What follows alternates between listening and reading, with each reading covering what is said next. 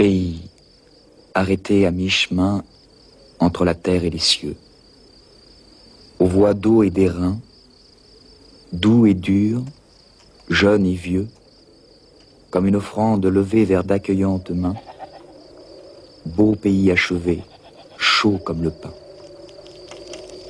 Les paroles du poème de Rainer Maria Rilke, inspiré par la montagne suisse, pourraient s'accorder parfaitement au paysage du Haut Atlas marocain.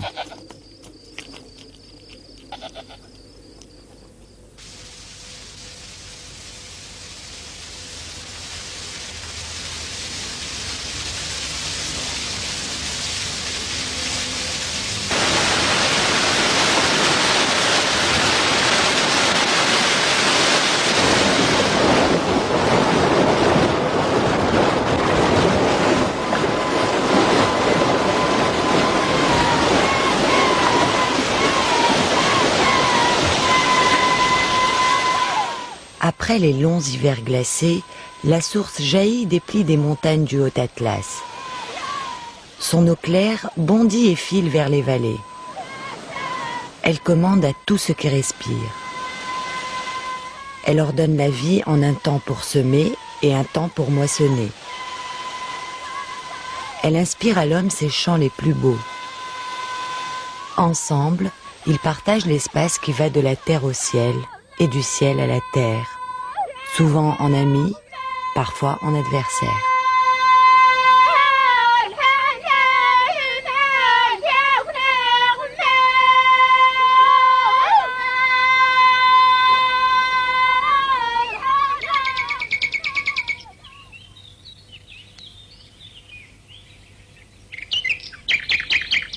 En pays berbère, le nom des vallées et celui des tribus qui les habitent est le même.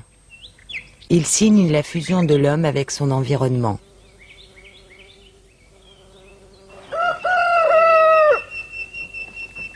Chez les Heitbougemez, dans la vallée des Heitbougemez, l'habitat en pierre sèche et les maisons de pisé se dérobent au regard tant ils se confondent avec la terre dont ils sont issus.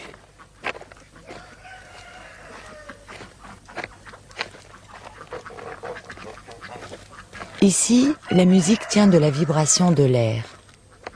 La nature, les animaux, les hommes unissent leurs voix pour un opéra du réel.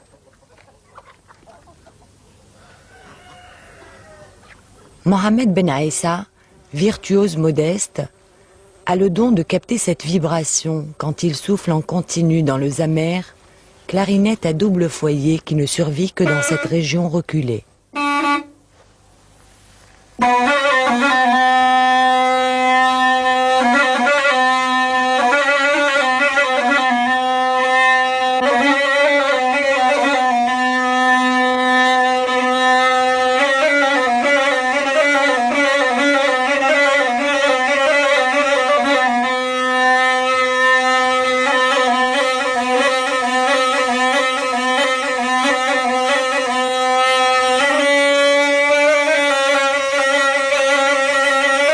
Sorte de chaman berbère pré-islamique, le bouranim est l'instrumentiste originel qui existait dans tout l'Atlas autrefois.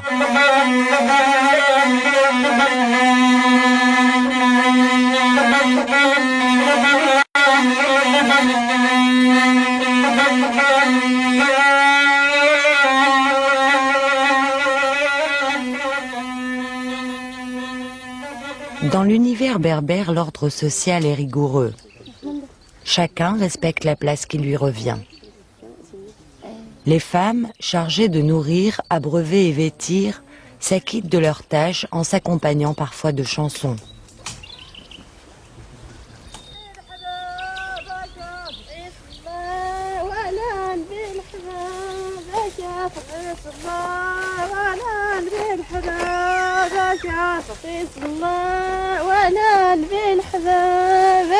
Mélodie et ritournelle expriment un art vocal complexe.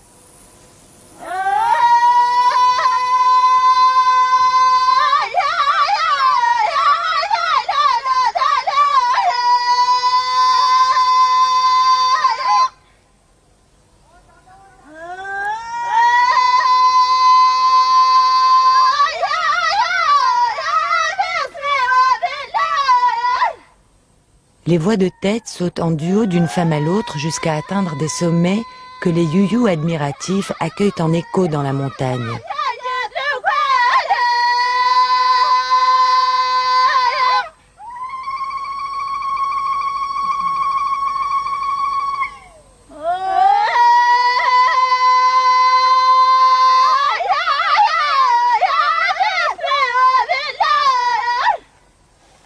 La relation entre les générations passe par le respect mutuel, perpétué par des gestes antiques.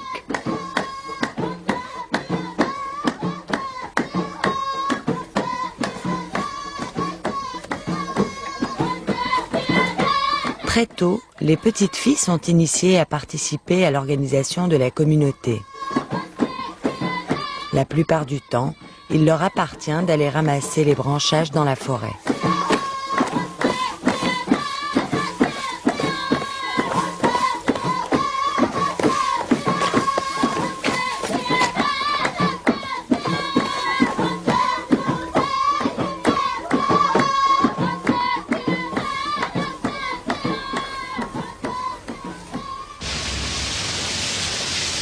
L'eau est l'élément vital autour duquel toute la vie du village évolue.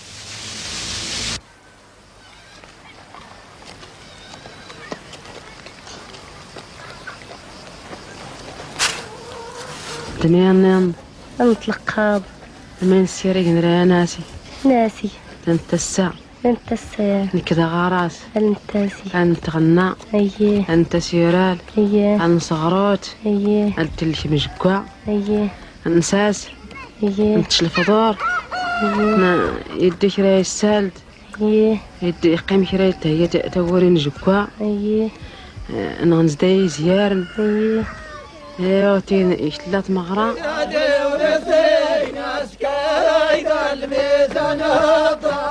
Islamisés depuis des siècles, les Berbères gardent derrière les hautes murailles de l'Atlas les traces d'une civilisation ancienne vouée au culte des forces de la nature.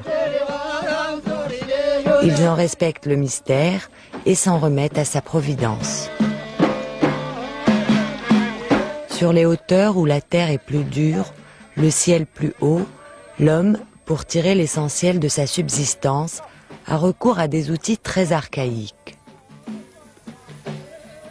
Sur des appels rythmés comme un chant, le paysan aide l'âne à labourer la terre.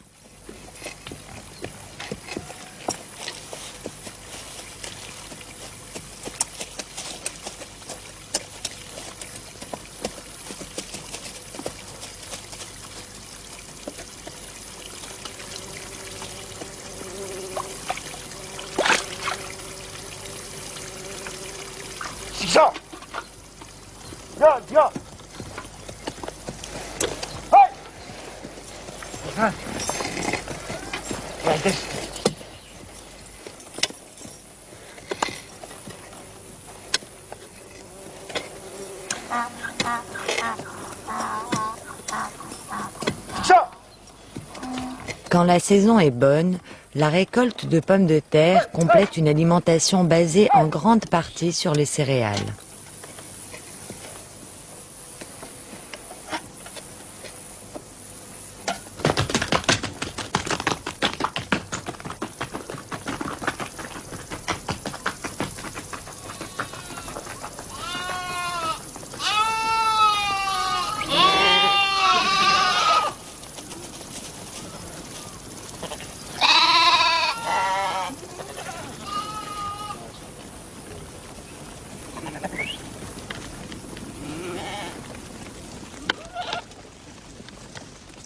Les hommes et les femmes de ces hautes vallées connaissent le prix du travail de la terre.